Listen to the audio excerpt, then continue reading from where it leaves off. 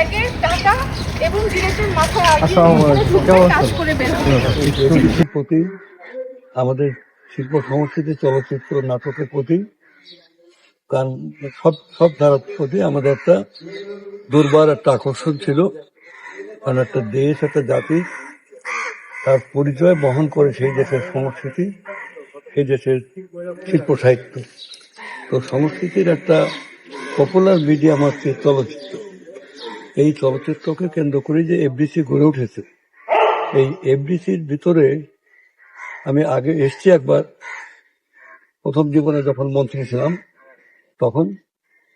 তো কিন্তু এত ঘুরে দেখা হয়নি।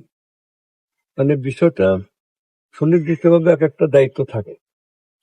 আমি আমাদের মাননীয় তথ্যমন্ত্রী জহিরুদ্দিন স্বপনকে বলে, তার এরিয়ায় আমি প্রবেশ করার আগে তাকে তো বলা উচিত, আমি বলে আমি এখানে প্রবেশ করলাম।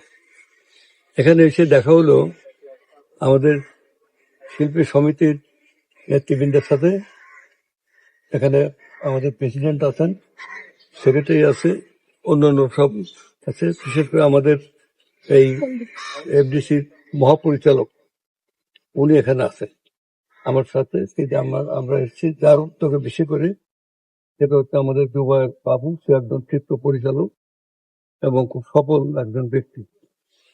তো এখানে এসে ঘুরে ফিরে যেটা আমি দেখলাম যে ইতিহাস যে অবস্থা, এটা তৈরি হয়েছিল শহীদ প্রেসিডেন্ট জিয়াউর রহমানের সময়। শহীদ প্রেসিডেন্ট জিয়াউর রহমানের সময়ই প্রথম এখানে এফডিসিটা মানে গুণগত মান তৈরি হয়।